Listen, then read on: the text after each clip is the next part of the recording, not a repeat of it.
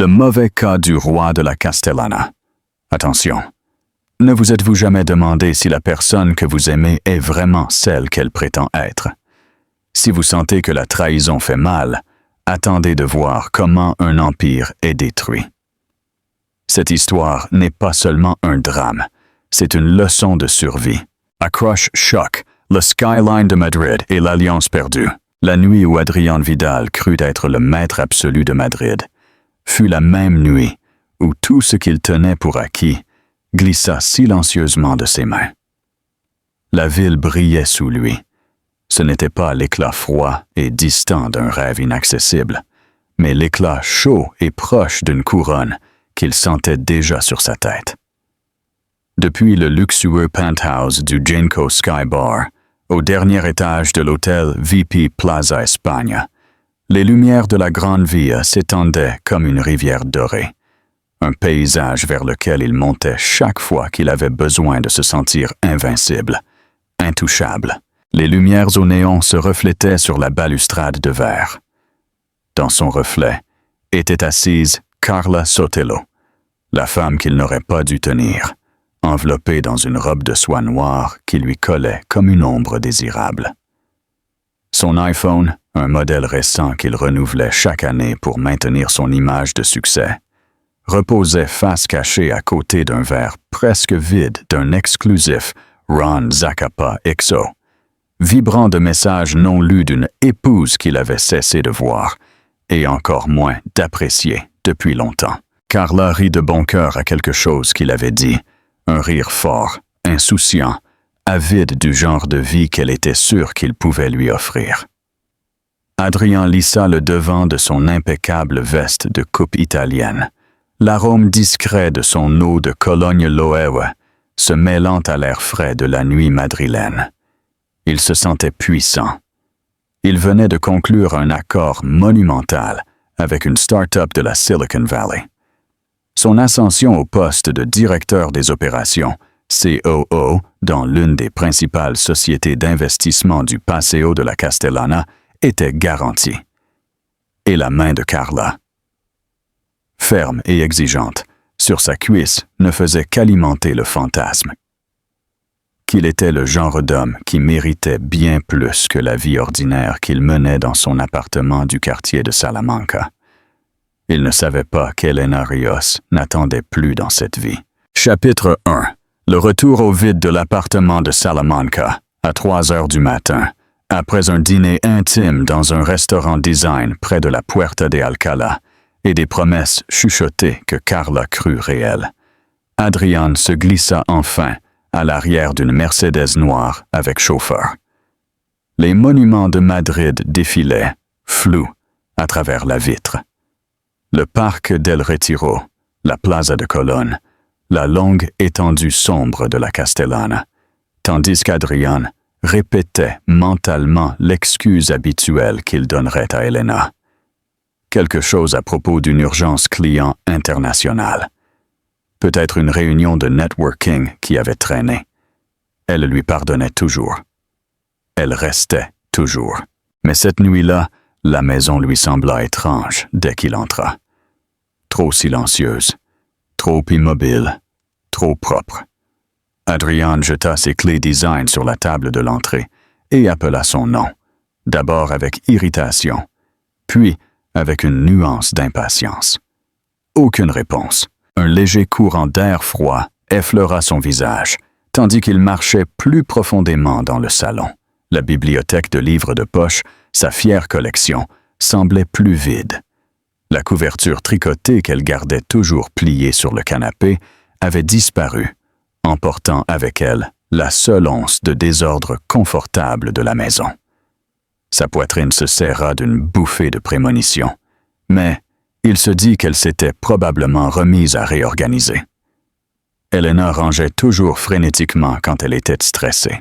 Il se dirigea vers la cuisine, son cœur battant un rythme qu'il ne connaissait pas, et s'arrêta net. Sur l'îlot de marbre, sous la lueur chaude des lampes suspendues de design italien, se trouvait une petite pile de papier et une seule alliance en argent. Son alliance, celle des fiançailles de la bijouterie Suarez qu'il avait enlevée plus tôt au dîner parce que c'était plus confortable, reposait maintenant à côté des documents de divorce qu'elle avait déjà signés. Une clé USB était posée dessus comme un point final silencieux à la fin d'une très longue et douloureuse phrase. La gorge d'Adrian se dessécha. Il tendit la main vers les papiers, les mains tremblantes, le cœur lui battant les côtes, tandis qu'il parcourait les pages.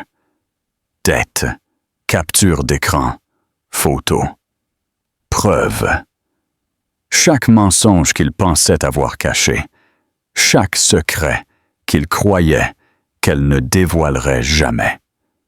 Et puis il vit son écriture sur une petite note, écrite dans la calligraphie parfaite qu'il avait aimée.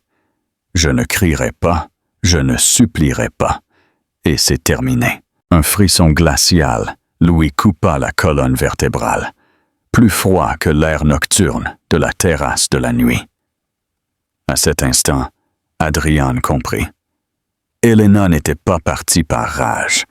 Elle était partie parce qu'elle avait finalement réalisé qu'elle méritait mieux que l'homme qui la tenait pour acquise. Et il était sur le point d'apprendre combien il avait réellement perdu. Chapitre 3. Le portrait d'Elena, l'architecte silencieuse, avant que la trahison ne la vide, avant les nuits de mains tremblantes et de larmes silencieuses. Elena Rios avait été le genre de femme que les gens décrivaient comme solide. Pas tape à l'œil, pas bruyante, juste ferme.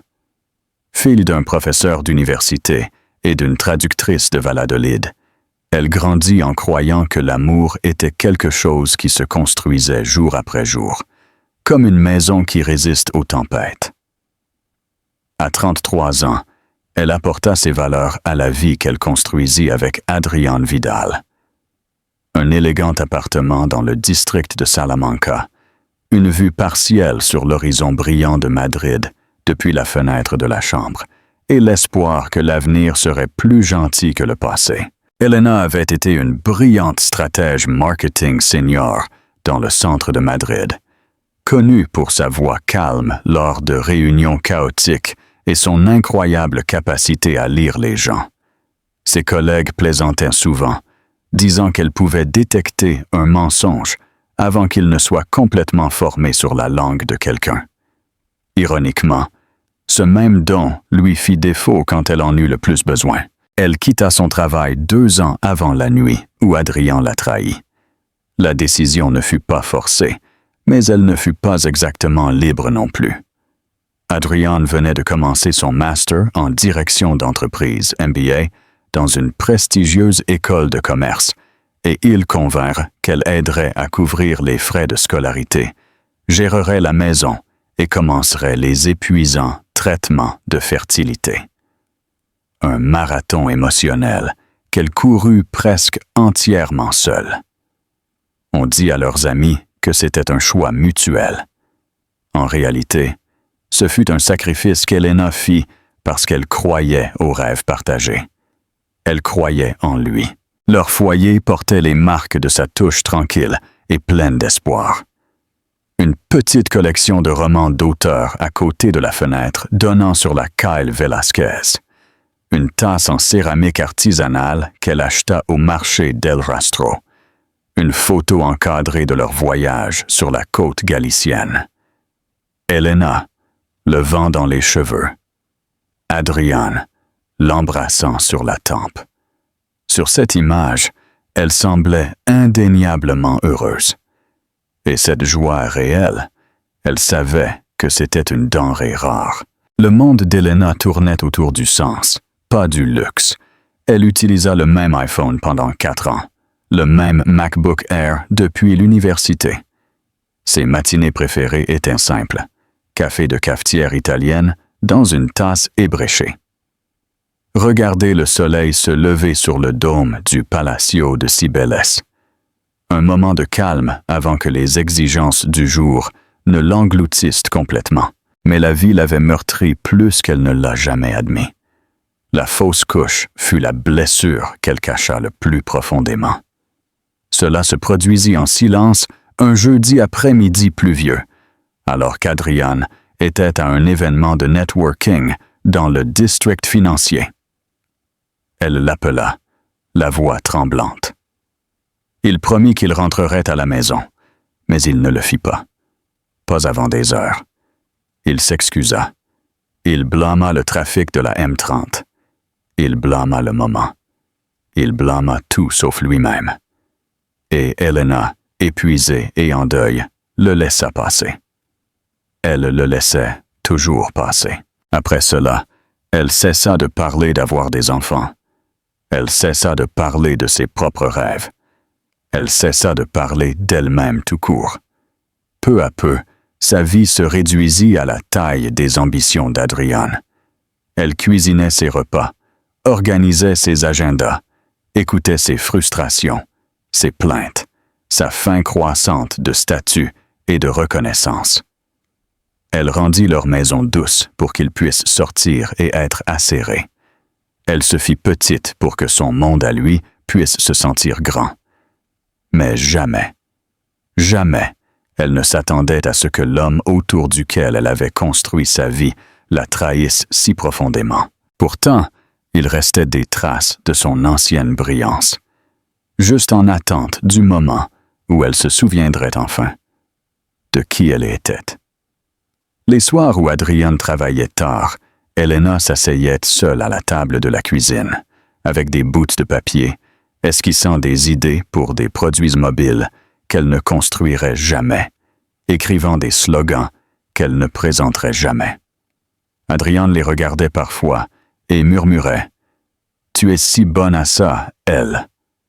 Mais le lendemain matin, il recommençait à la traiter comme si elle était quelqu'un vivant, en marge de sa grandeur. Elle ne savait pas alors que l'une de ses ébauches, griffonnée sur une serviette d'un café de Vienne, deviendrait un jour l'arme qui la sauverait. Elle ne savait pas qu'elle était plus forte que la tempête qui approchait. Et elle ne savait pas que perdre Adrian serait le début d'un destin qu'elle n'avait jamais imaginé. Chapitre 4. La fissure dans le marbre. La découverte du rouge à lèvres. Le moment où Elena Rios réalisa que quelque chose n'allait vraiment pas, n'arriva pas avec des feux d'artifice ni des cris. Il arriva un mercredi après-midi ordinaire, le genre de jour où le ciel de Madrid semblait fatigué et l'air sentait la pluie imminente. Elle pliait le linge dans la chambre. Le bourdonnement doux du sèche-linge remplissait le silence, lorsqu'elle remarqua une petite tache de rouge à lèvres sur le col intérieur de l'une des chemises d'Adrian. Une nuance de rose vif, une couleur qu'elle n'avait jamais portée de sa vie. Son cœur s'arrêta, mais ses mains, non. Elle continua de plier, lissant le tissu, comme elle avait l'habitude de lisser ses inquiétudes. Quand Adrian rentra à la maison ce soir-là, elle demanda doucement « À qui est ce rouge à lèvres ?» Il ne cligna même pas des yeux. « Une cliente m'a donné une accolade d'adieu. Elle était un peu ivre. Détends-toi, elle. » Le mensonge glissa de sa langue, avec une facilité si pratiquée qu'Elena eut l'estomac retourné. Elle ne discuta pas. Elle hocha simplement la tête et retourna remuer les pâtes sur la cuisinière. Mais quelque chose à l'intérieur d'elle avait bougé. Quelque chose de petit, quelque chose de dangereux. Une conscience tranquille qu'elle ne vivait plus avec l'homme qu'elle avait épousé. Elle vivait avec quelqu'un qui avait appris à mentir sans broncher. Au cours des semaines suivantes, les signes se multiplièrent comme des ombres au crépuscule. Adrian changea les mots de passe qu'ils partageaient. Il se douchait immédiatement en rentrant à la maison, même s'il n'était sorti que pour un café. Il gardait son iPhone comme s'il contenait des secrets nucléaires. Il acheta une nouvelle eau de Cologne, quelque chose de plus fort, d'inconnu, qui sentait le succès agressif. Pourtant, Elena ne dit rien. Elle n'était pas prête à le confronter sans preuve. Pas après tout ce qu'elle avait investi. Les années, les économies, les rêves qu'elle avait enterrés pour qu'il puisse poursuivre les siens. Elle avait besoin de la vérité. pas du soupçon. Et la vérité arriva d'une manière qu'elle n'attendait jamais. Cela se produisit lors d'une réception caritative d'entreprise au centre-ville. Elena n'avait pas prévu d'y aller, mais Adrien insista. « Ça fera mauvaise impression si je viens seul, » dit-il, boutonnant déjà ses boutons de manchette. « Essaie d'être élégante, d'accord? Soignée. » Soignée, comme si elle était un sol qu'il avait besoin de polir. Elena enfila une simple robe bleu marine de coupe épurée et boucla ses cheveux, espérant que ce serait suffisant. En arrivant dans le salon de l'hôtel, un espace doré rempli de chandeliers et de cadres buvant du champagne, elle se sentit immédiatement déplacée.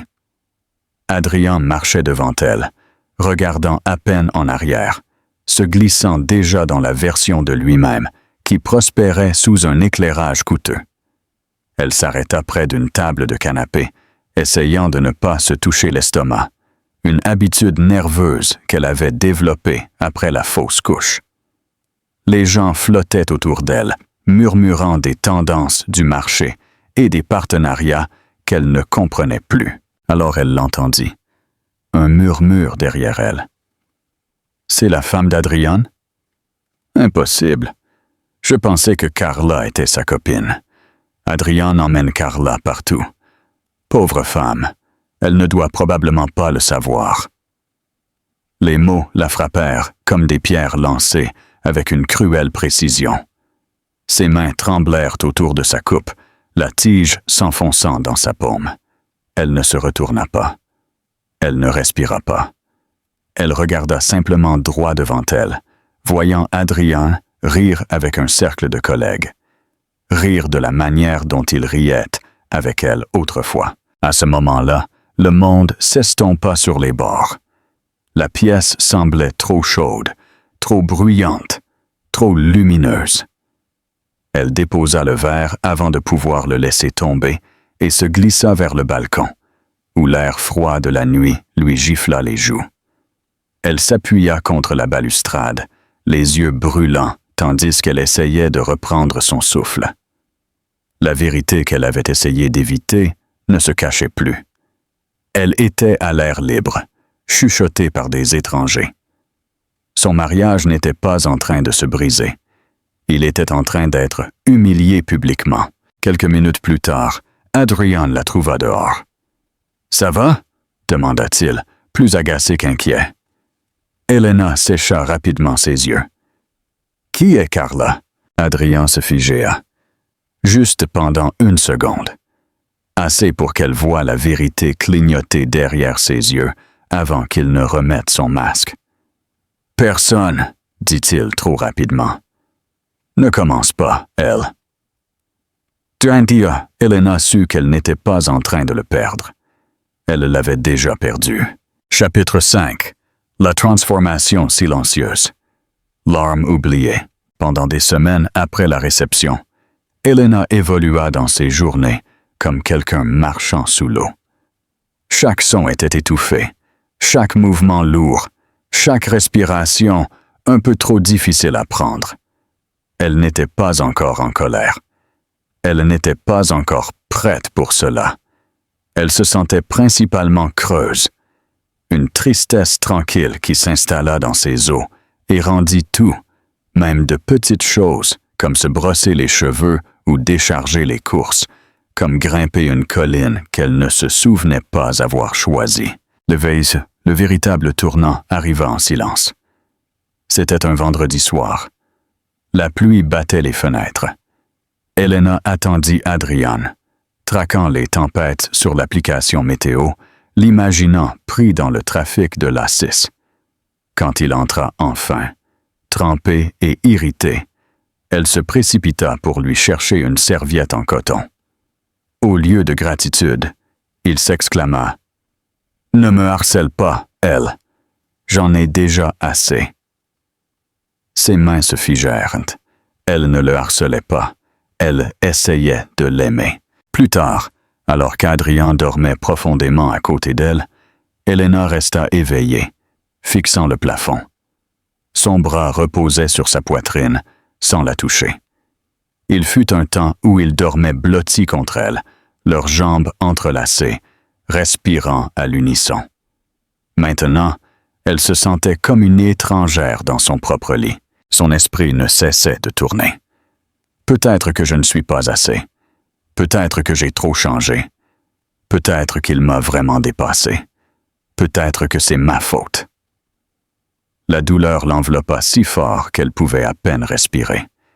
Elle se glissa hors du lit et marcha jusqu'à la salle de bain. Sous la lumière blanche et bourdonnante, elle se regarda dans le miroir. Yeux gonflés, cheveux relevés en un chignon négligé, épaules tombantes. La femme réduite au mode survie. Elle ne se reconnut pas. Alors, le barrage se rompit. Des sanglots sortirent d'elle si violemment qu'elle dut se couvrir la bouche des deux mains.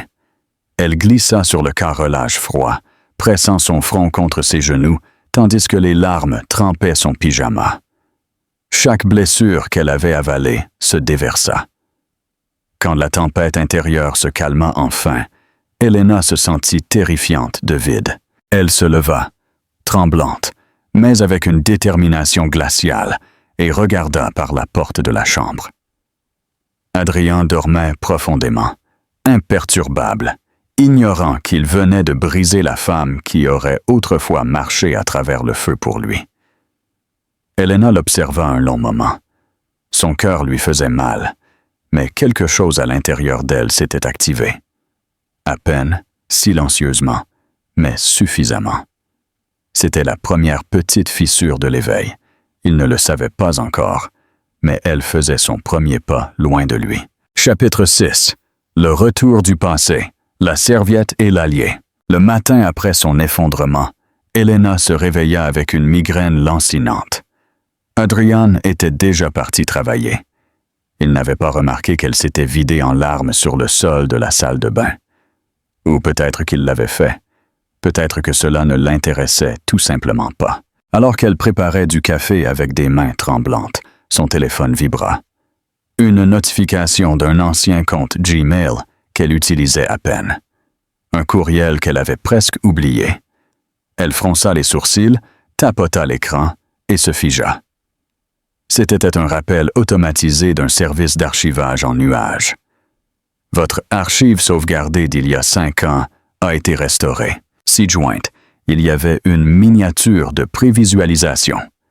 Une serviette d'un café de Vienne, froissée avec un flux d'applications mobiles dessinées à l'encre noire. Son écriture, ses flèches, ses annotations. Le cœur d'Helena bondit. Elle se souvint de cette nuit. Adrian, faisant les 100 pas dans leur petit appartement de célibataire, se plaignant que son équipe ne pouvait pas résoudre un problème d'intégration des utilisateurs. Elle avait saisi un stylo et avait dessiné un chemin simple et intuitif. Adrian avait pris une photo, lui avait embrassé le front et avait dit « Tu es un génie, elle est. » Sérieusement. Il n'avait plus jamais mentionné cette ébauche, ni quand il avait présenté une nouvelle direction de produit au travail, ni quand il avait été nommé employé du trimestre, et certainement pas quand il avait commencé à sortir tard avec Carla. Helena cliqua sur l'image archivée. Elle s'ouvrit en pleine résolution, horodatée, synchronisée et authentifiée. Elle fit défiler vers le bas et vit le message qu'elle s'était envoyé une fois. Juste au cas où Adrien oublierait que c'était mon idée. Son moi passé l'avait protégée sans même savoir qu'elle aurait besoin d'être sauvée. Elle regarda l'ébauche de la serviette, comme si c'était une ligne de vie. Parce que, d'une certaine manière, c'en était une. Preuve. Preuve réelle. Preuve de contribution intellectuelle. Preuve que l'homme qu'elle aimait avait pris plus que de la loyauté. Il avait pris le crédit, l'opportunité, la reconnaissance. Il avait volé sa brillance, et quelque chose à l'intérieur d'elle se brisa. Non pas de désespoir, mais d'une clarté cristalline. Helena se redressa. Son pouls se stabilisa. Le brouillard de son esprit commença à se lever, remplacée par une acuité qu'elle n'avait pas ressentie depuis des années. Il ne s'agissait plus seulement de trahison. Il s'agissait de vol, de dignité, de réclamer tout ce qu'elle avait cédé si volontairement. Elle enfila un tailleur-pantalon, prit son sac à main et sortit par la porte avec son ordinateur portable sous le bras. Elle ne savait pas exactement où elle allait jusqu'à ce qu'elle se retrouve debout devant un immeuble en pierre noble sur le Paseo de Recoletos, un cabinet d'avocat. Celui-là même qu'elle avait marqué dans son navigateur une nuit en pleurant doucement dans le salon. Quelques minutes plus tard, Elena s'assit en face d'une avocate en divorce aux yeux gentils et à la voix qui adoucissait tout sans l'affaiblir. « Je ne sais pas quoi faire », murmura Elena. « Commençons par ce que vous avez », répondit doucement l'avocate. « Montrez-moi. » Elena ouvrit son ordinateur portable et plaça l'ébauche de la serviette entre elles comme une confession. Les sourcils de l'avocate se levèrent presque immédiatement. « Ceci, dit-elle lentement, est plus puissant que vous ne le pensez. Beaucoup plus dans un cas de propriété intellectuelle d'entreprise. » Pour la première fois, Elena sentit un aperçu de quelque chose qui n'était pas de la douleur. Elle sentit la possibilité. Elle sentit le sol bouger sous ses pieds, non pas s'effondrer, mais s'ouvrir à un nouveau chemin. Et quelque part au fond, une voix qu'elle n'avait pas entendue depuis des années parla finalement. « Il t'a pris. Maintenant, reprends ta vie. » Interaction. Avez-vous déjà découvert un mensonge qui a instantanément changé votre perspective sur quelqu'un? Qu'est-ce que cela vous a fait ressentir? Laissez-le dans les commentaires. Chapitre 7. Rencontre au café. Une opportunité de Manhattan à Madrid. Elena quitta le bureau des avocats à Recoletos avec le sentiment que quelqu'un avait réorganisé le sol sous ses pieds, non pas de manière effrayante, mais d'une manière qui la faisait voir Madrid différemment. Les taxis, la vapeur montant des bouches d'égout, les bâtiments imposants, tout semblait plus net, plus bruyant, plus réel. Ce n'était pas la même femme tremblante qui était entrée quelques minutes plus tôt. Elle avait maintenant un plan, ou du moins le début d'un. Son avocate lui avait donné une liste de documents à recueillir. Relevés bancaires, dossiers de rémunération d'Adrian, échange de courriels. Tout ce qui concernait l'idée de l'application. La connaissance, avait dit l'avocate doucement, est un pouvoir de négociation. Elena marcha vers le Starbucks du coin, répétant la phrase comme un mantra. Pouvoir de négociation. Elle commanda un café noir et s'assit près de la fenêtre. Son esprit bourdonnait, courant entre la colère, la peur et quelque chose d'inconnu, quelque chose de proche de l'espoir. Elle prit son téléphone avec l'intention d'appeler sa meilleure amie, mais l'écran s'éclaira avant qu'elle ne puisse composer un SMS d'un numéro non enregistré. « Elle, c'est Marcos.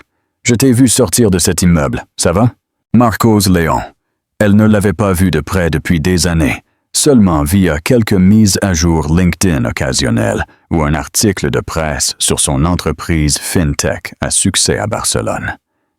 À l'université, il avait été son ami le plus proche. Ils avaient étudié ensemble, partagé des pizzas tard le soir, et s'étaient même presque embrassés une fois. Mais la vie les avait emmenés dans des directions différentes. Elle avait choisi Adrian, croyant que la sécurité était plus sûre que l'incertitude. Maintenant, l'incertitude lui semblait être sa seule échappatoire. Elle écrivit une réponse rapide et 5 minutes plus tard, Marcos entra dans le Starbucks. Il avait l'air plus âgé, plus soigné. Costume gris foncé, chemise blanche impeccable, un stylo de luxe soigneusement clipsé dans la poche de sa veste. Le succès lui allait bien, mais son sourire n'avait pas changé. Il était toujours chaleureux, ferme, sincère. « Tu as l'air fatigué », dit-il doucement, tirant la chaise en face d'elle. « Que se passe-t-il » Pendant un instant, Elena ne put parler. La gentillesse de sa voix brisa quelque chose à l'intérieur d'elle, et elle dut cligner des yeux fortement pour ne pas pleurer.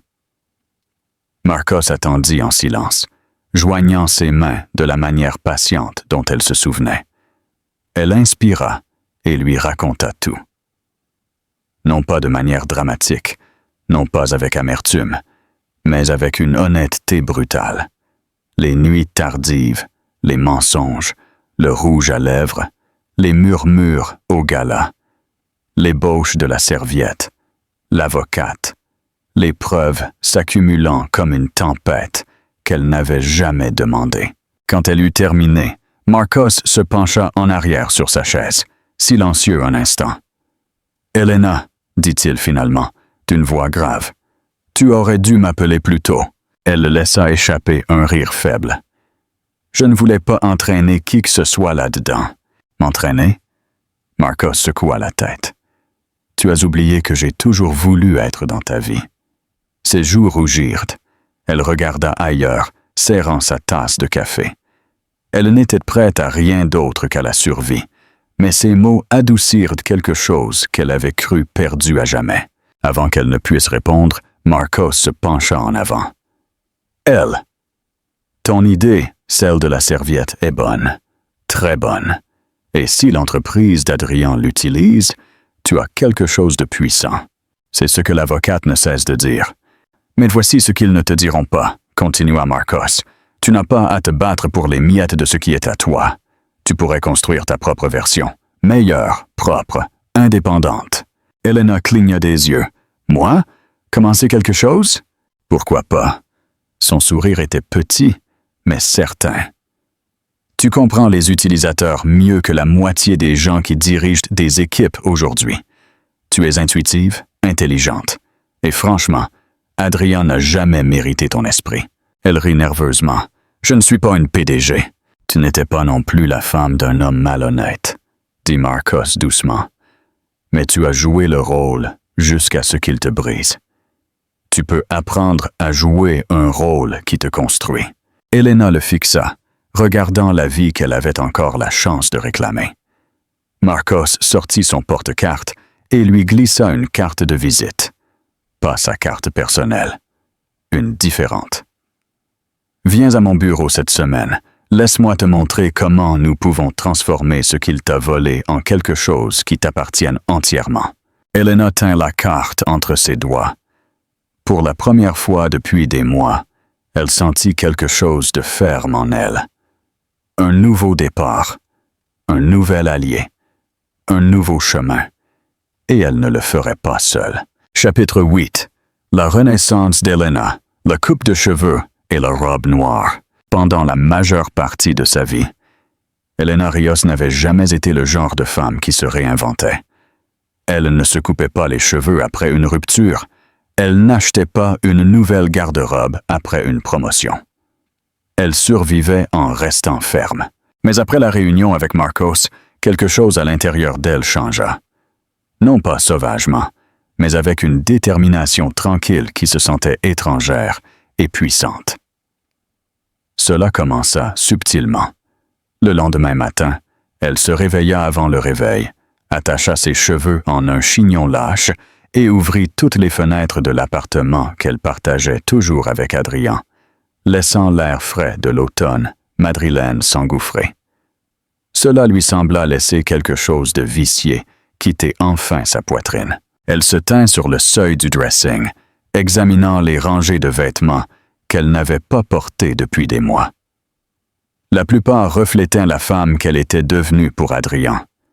Pulls doux, chemisier conservateur, couleur discrète, les vêtements de quelqu'un qui ne voulait pas prendre de place. Mais cachée dans le coin arrière, il y avait une robe qu'elle avait achetée. Une robe fourreau noir ajustée qu'elle n'avait jamais portée parce qu'Adrien avait dit une fois qu'elle avait l'air trop posée pour toi, elle. Elle la retira du cintre, toucha le tissu et sentit son estomac se nouer. Elle l'enfila. Elle lui allait parfaitement. Elle regarda son reflet. La femme dans le miroir ne semblait pas fragile. Elle ressemblait à quelqu'un qui avait survécu à quelque chose de brutal, mais qui n'en avait pas été détruite. Elle n'était pas encore renaissante. Mais elle s'éveillait. Le même après-midi, elle prit un rendez-vous attendu de longue date dans un petit salon de beauté du quartier de Chueca. Le genre d'endroit avec des lumières chaudes et des stylistes qui vous parlaient comme une sœur. Quand la styliste demanda ce qu'elle voulait, Elena se surprit elle-même. « Je veux ressembler à quelqu'un qui a cessé de s'excuser d'exister. » Il n'y eut pas de changement drastique. Juste assez pour qu'elle ait l'air de se souvenir qu'elle était autorisée à se sentir belle. Après le salon, elle entra dans une boutique voisine.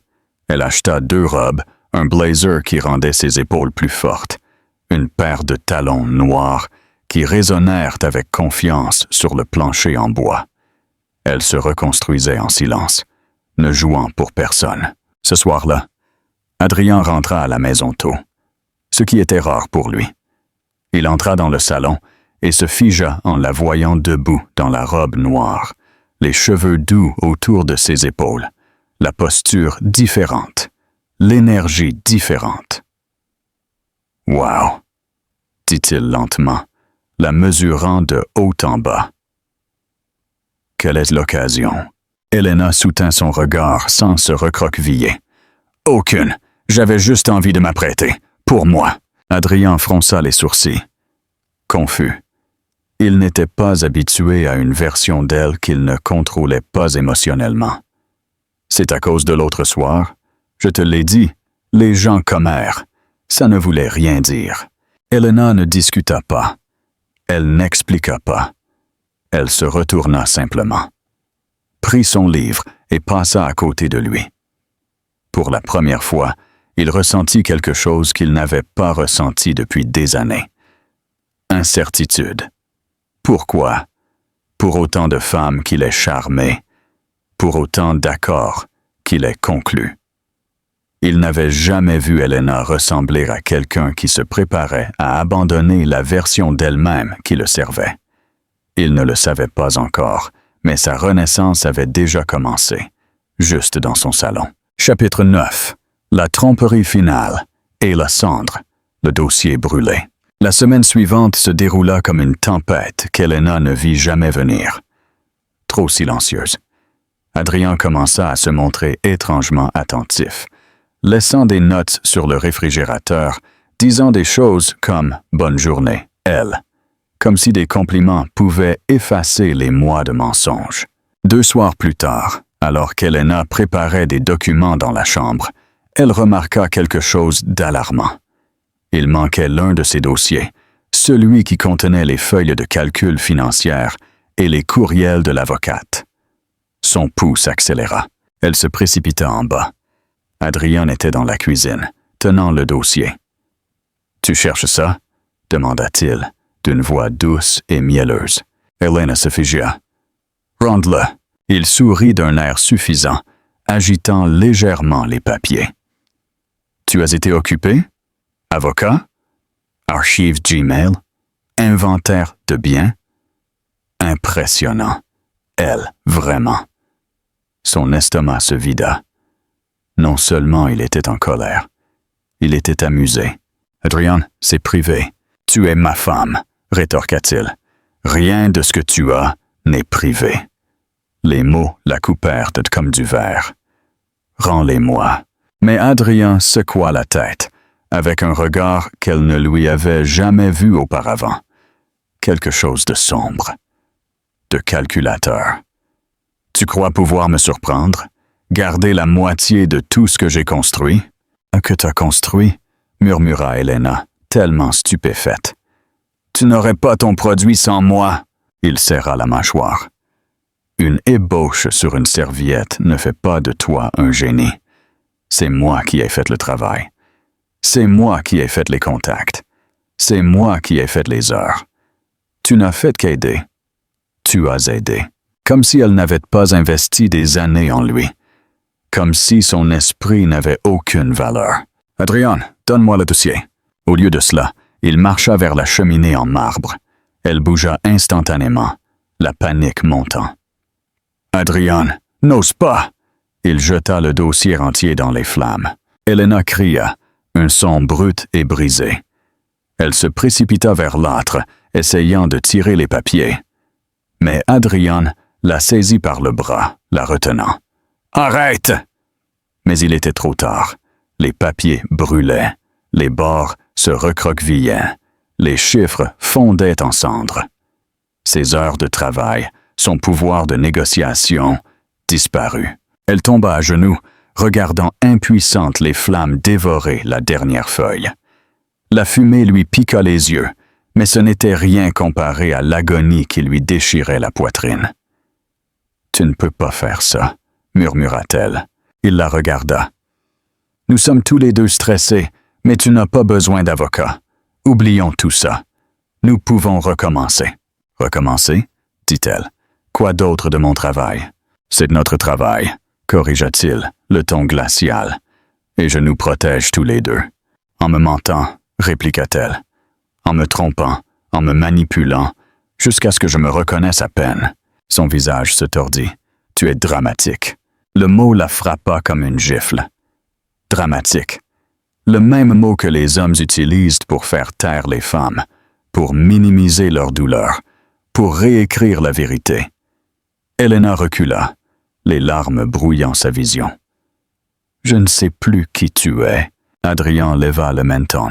« Je suis l'homme qui empêche ce mariage de s'effondrer. »« Non, » murmura-t-elle. « Tu es la raison pour laquelle il l'a fait. » Elle attrapa son manteau et ses clés avec des mains tremblantes. « Où vas-tu » exigea Adrian. « Loin de toi. » Elle sortit par la porte, pieds nus. Elle s'effondra contre sa voiture, son corps tremblant, son souffle haletant. Ses preuves étaient parties. Son pouvoir détruit. Son espoir lui filait entre les doigts. Pour la première fois, Elena ressentit une terreur différente.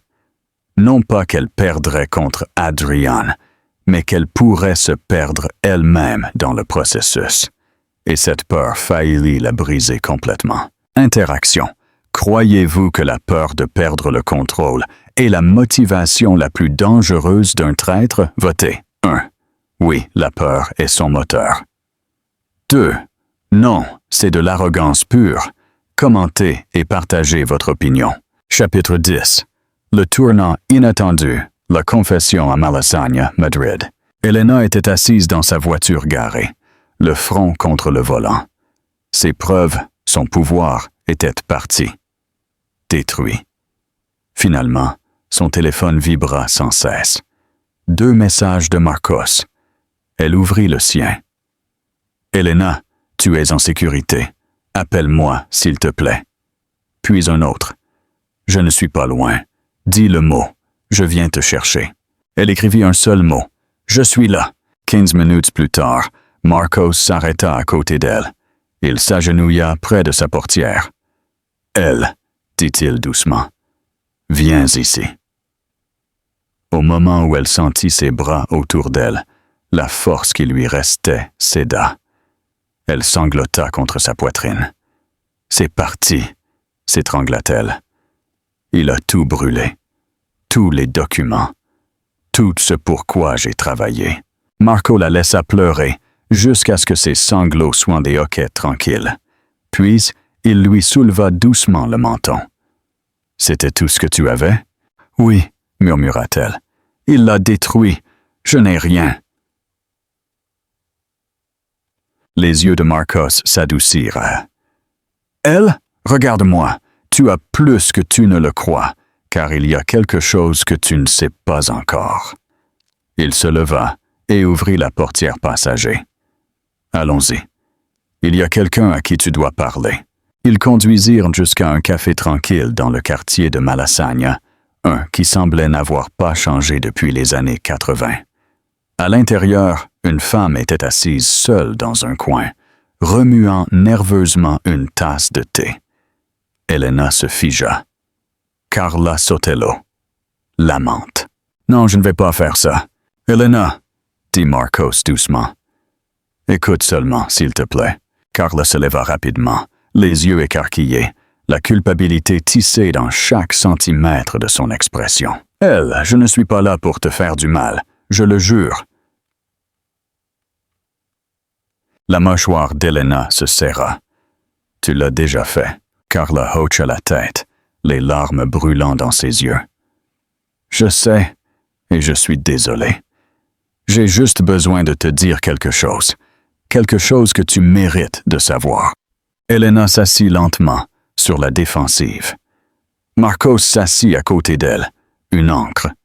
Carla prit une inspiration tremblante. « Adrien te ment, et pas seulement à propos de l'aventure, à propos de tout. » Carla regarda ses mains. « Il a dit aux gens au travail que tu étais instable pour que personne ne le remette en question. Il s'est vanté d'avoir volé ton idée.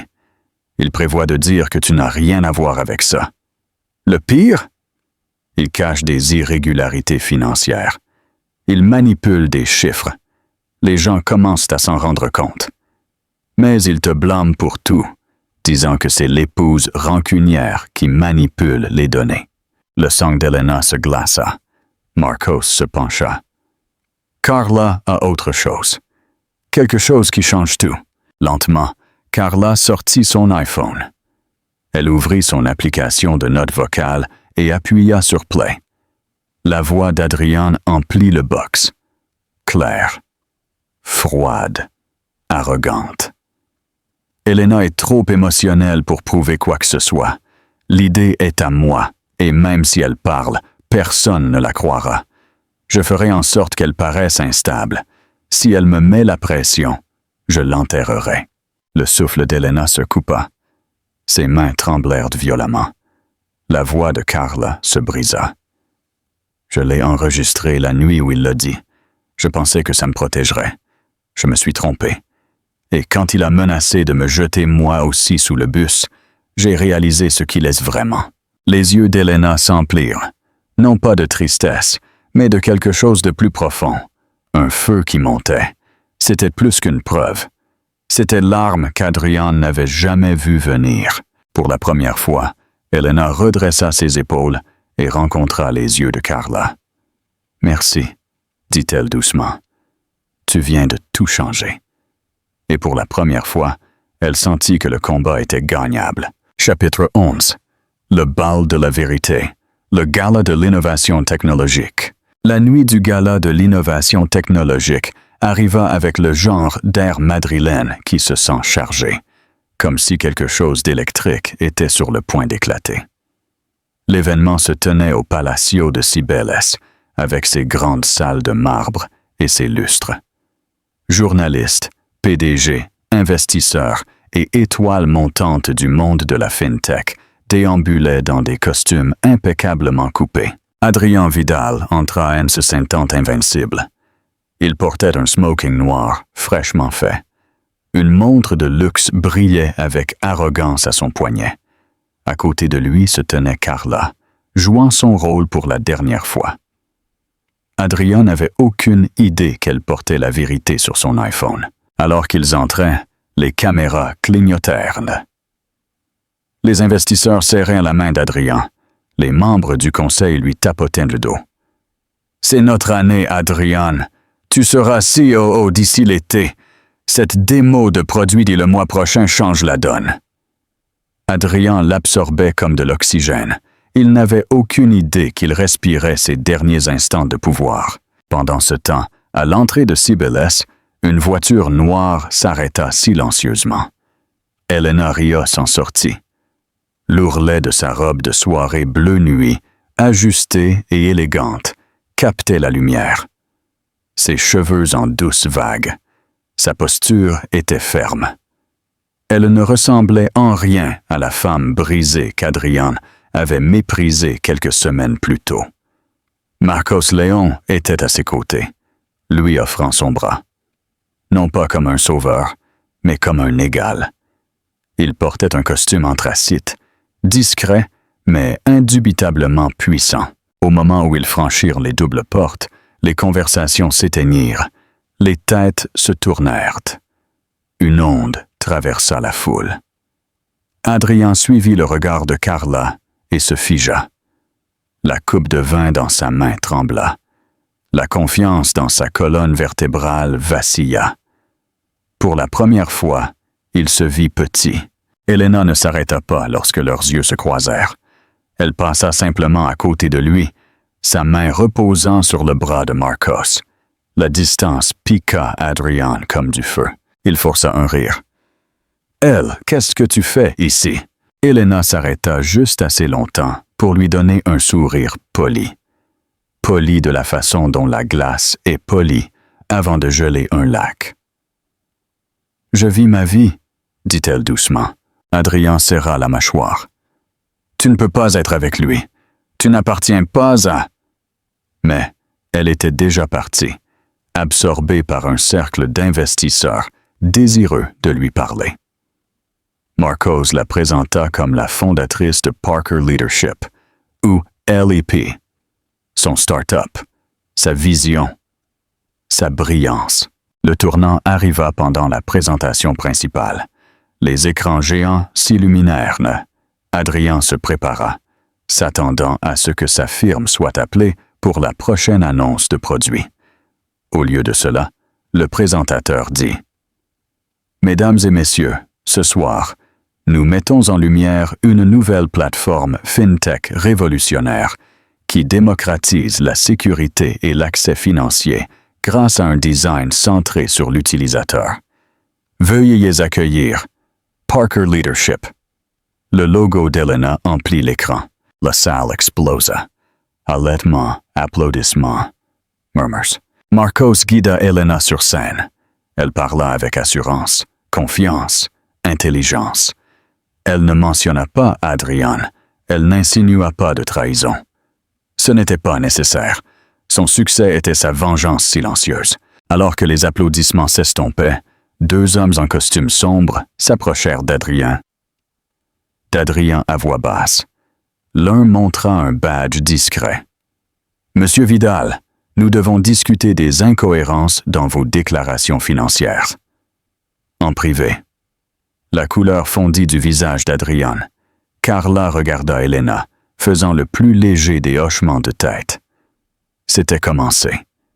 Et pour la première fois, Adrian sentit les conséquences du monde qu'il avait construit sur des mensonges. Appel à l'action. C'est le moment décisif. Si Elena vous a inspiré à reprendre votre propre histoire, appuyez sur le bouton « J'aime » et partagez.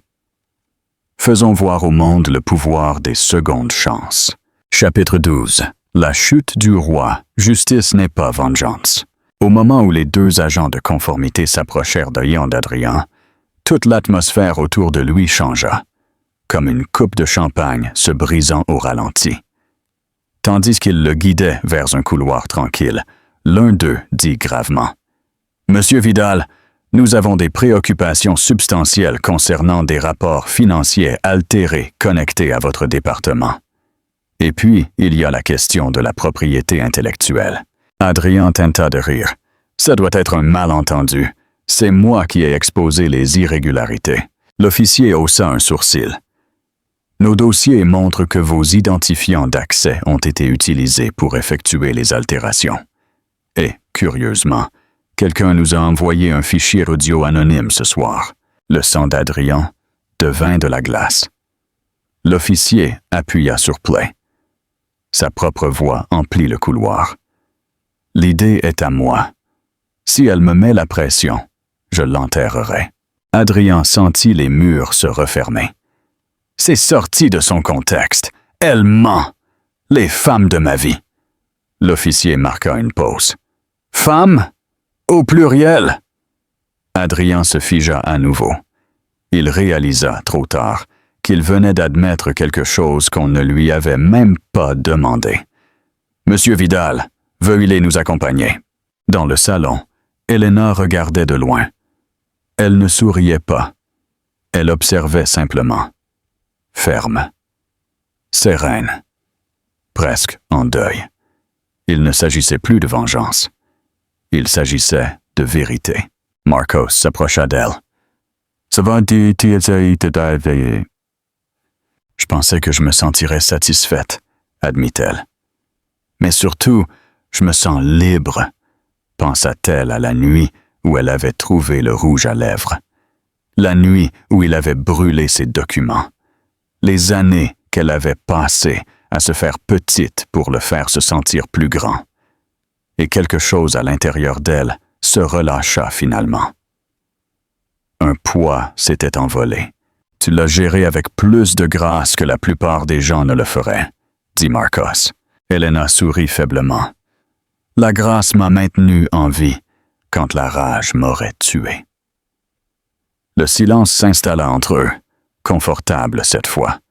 Les gens essayaient de faire semblant que rien ne se passait, mais chaque murmure revenait à la même chose.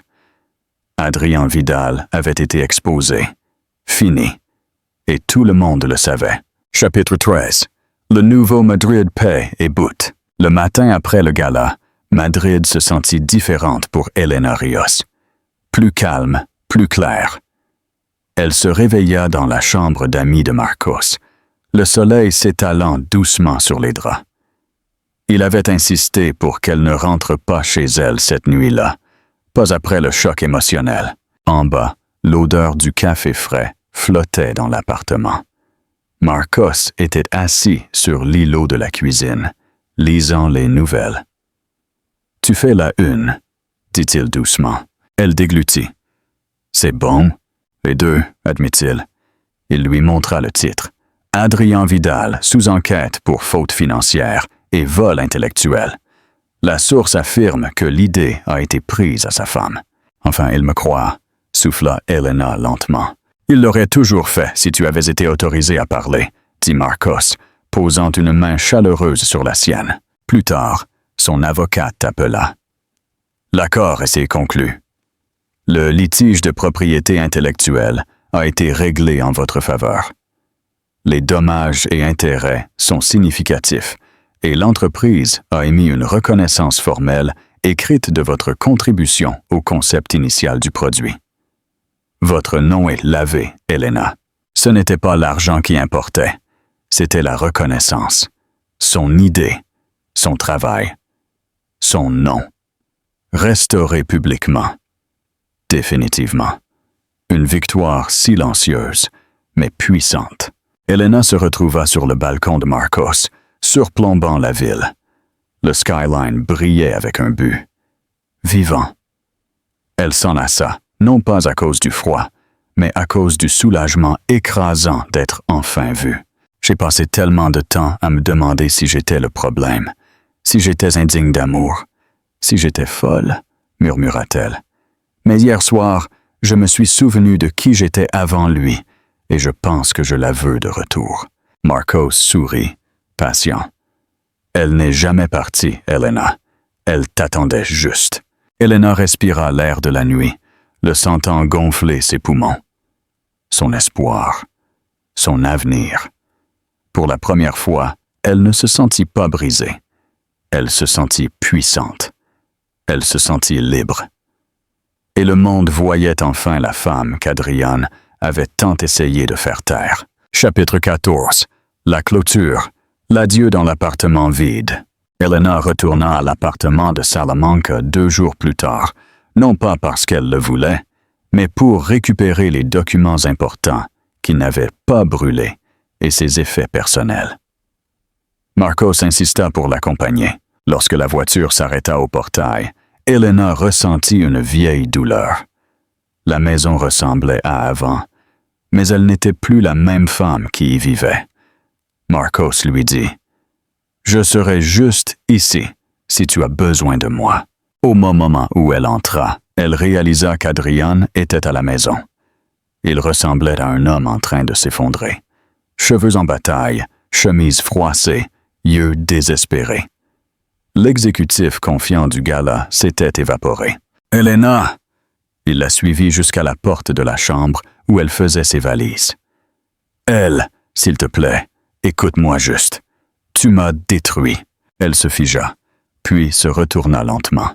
« Je t'ai détruit? Tu as suité cet enregistrement, » accusa-t-il. « Tu m'as humilié. Tu as ruiné ma réputation. » Helena rit, un son sans humour. « Adrian, tu t'es humilié toi-même. Tu as brûlé mon travail. Tu as menti. Tu as triché. Tu m'as volé. » Cet enregistrement n'était pas du sabotage. C'était la vérité qui t'a finalement rattrapé. J'ai fait des erreurs, mais nous pouvons arranger ça. Nous étions bien ensemble, elle. Nous étions bien quand cela t'arrangeait, dit-elle doucement. Quand je me suis éteinte, quand j'ai porté le poids de notre vie pour que tu puisses jouer au héros partout ailleurs. Ce n'est pas juste. C'est honnête, répliqua-t-elle. Le visage d'Adrien se tordit de peur. Je ne veux pas te perdre. Tu l'as déjà fait, dit-elle simplement. Elle retourna à sa valise, pliant des vêtements, emballant les dernières pièces d'une vie qui ne lui avait jamais appartenu autant qu'elle s'était convaincue. Alors Adrien dit la seule chose qu'il n'aurait jamais dû dire. Tu n'es rien sans moi. La pièce devint silencieuse. Elena ferma lentement la fermeture éclair de sa valise, la posa et lui fit face entièrement. Sa voix était calme, non pas cruelle, mais dévastatrice de clarté. « J'étais rien quand j'étais avec toi, dit-elle. Maintenant, je deviens enfin quelqu'un. » Le visage d'Adrien s'effondra. La panique se transforma en colère. « Tu crois que Marcos se soucie de toi? Il t'utilise. Carla m'a utilisé. Tout le monde veut quelque chose. » Elena secoua doucement la tête. « La seule personne qui ait jamais utilisé quelqu'un ici, c'est toi. » Elle marcha vers les escaliers. Adrien lui attrapa le bras, désespérément. « Elle, ne pars pas. Nous pouvons reconstruire. S'il te plaît, j'ai besoin de toi. » Elena regarda sa main. Pendant des années, cette main avait dirigé sa vie. Maintenant, elle se sentait étrangère. « Adrien, » murmura-t-elle, « la seule chose dont tu as besoin maintenant, c'est de rendre des comptes. » Elle se libéra de ses doigts et s'éloigna. Ses genoux fléchirent légèrement, comme si l'acte de la perdre l'avait affaiblie physiquement. « Adieu, » dit-elle. Elle descendit les escaliers. La lumière du soleil de la porte ouverte éclairait son chemin. Marcos était dehors, l'observant avec un respect silencieux. Elle sortit sans se retourner. Le clic de la porte se fermant derrière elle sonna comme la dernière page d'un chapitre auquel elle avait survécu par pure résilience. Marcos lui ouvrit la portière de la voiture.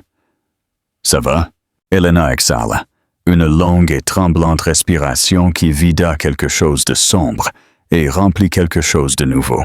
« Je crois, » dit-elle doucement, « que je suis enfin libre. » Marcos sourit. « Alors, construisons ce qui vient après. » Alors que la voiture s'éloignait, Elena regarda la maison une dernière fois. Elle devint de plus en plus petite jusqu'à ce qu'elle ne soit plus rien. Pour la première fois, elle se choisit d'elle-même, et elle ne le regretta pas. Chapitre 15. L'épilogue significatif. Paix et but. L'hiver s'installa lentement sur le fleuve Manzanares, saupoudrant les toits d'un fin voile de blanc, adoucissant le bruit de la ville de la manière dont la guérison adoucit les vieilles blessures. Elena Rios se tenait sur son balcon dans un nouvel appartement de Chambéry, enveloppée dans une épaisse robe de chambre. Sa vie ne ressemblait plus du tout à celle d'il y a quelques mois. Son start-up, Parker Leadership, avait connu une croissance plus rapide que prévu. Les investisseurs et les femmes leaders la recherchaient, impressionnés par son potentiel et son histoire. Chaque réunion lui rappelait qu'elle n'avait pas été effacée. Elle avait été sous-estimée et elle s'était relevée. Un après-midi, alors qu'elle examinait des prototypes, elle reçut un appel de son avocate. L'accord est conclu. Le litige de propriété intellectuelle a été clos en votre faveur. Les dommages et intérêts sont significatifs et l'entreprise a émis une reconnaissance formelle écrite de votre contribution au concept initial du produit. Votre nom est lavé, Elena. Ce n'était pas l'argent qui importait, c'était la reconnaissance, son idée, son travail, son nom. Restauré publiquement, permanemment, une victoire silencieuse, mais puissante. Marcos la rejoignit sur le balcon ce soir-là. lui tendant une tasse de thé chaud. « Tu l'as fait, elle, dit-il doucement. Elle secoua la tête. « Non, j'ai survécu et j'ai reconstruit. » « Et tu te débrouilles extrêmement bien. » Marcos hésita. Puis il parla. « Il y a quelque chose que je voulais dire depuis longtemps. » Elena leva les yeux, son cœur palpitant doucement. Non pas de peur, mais d'anticipation. Il se rapprocha, sa voix ferme. « Je suis fier de toi. Non pas à cause de ce qui est arrivé à Adrian, non pas à cause de Parker Leadership, mais parce que tu n'as pas laissé ce qui t'a brisé te définir. »« Marcos, » murmura-t-elle, « tu ne me dois pas de réponse, » dit-il rapidement. « Je suis ici parce que je veux l'être, aussi longtemps que tu le voudras aussi. » Elle se rapprocha lentement, délibérément. « Oui, je te veux ici, » dit-elle avec certitude, « mais pas pour me sauver, juste pour rester. » Marcos sourit, un sourire tranquille et sincère qui atteignait ses yeux. « Alors, je resterai. » Ils restèrent ensemble, regardant le monde passer du gris à l'or, tandis que le soleil se levait. Elena s'appuya doucement sur son épaule. Elle ne se précipitait pas vers quelque chose de nouveau. Elle choisissait simplement sa vie à nouveau. Et pour la première fois, elle choisissait la joie, l'amour. Mieux choisi, non pas aveugle, mais sain et entier. Elena Rios avait tout perdu une fois, mais elle a reconstruit. Elle s'est relevée. Et cette fois, la fin n'était pas la survie. C'était la paix. C'était la liberté. C'était finalement et magnifiquement sien. Clôture et appel à l'action. CTA. Et ainsi notre histoire arrive à sa fin. Mais toi, oui, toi, tu es toujours là.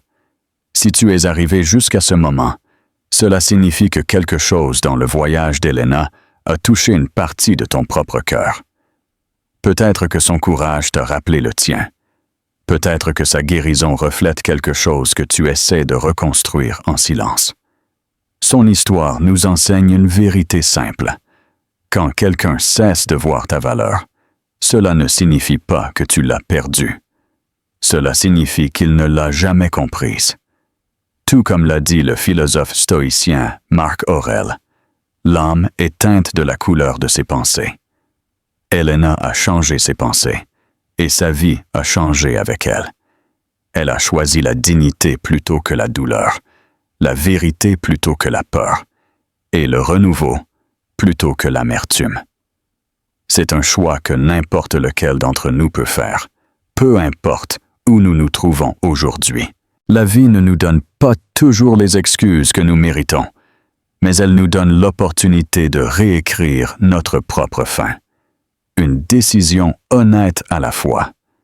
Si ce voyage t'a fait te sentir plus fort, vu ou même un peu plus courageux, alors ne pars pas en silence. Mais un j'aime, like, pour que nous sachions que tu as ressenti quelque chose. Partage cette histoire pour que quelqu'un d'autre trouve aussi la force. Abonne-toi ou suis-nous parce que nous construisons une communauté où les histoires guérissent et où tu comptes. Tu n'es pas seul. Tu ne l'as jamais été.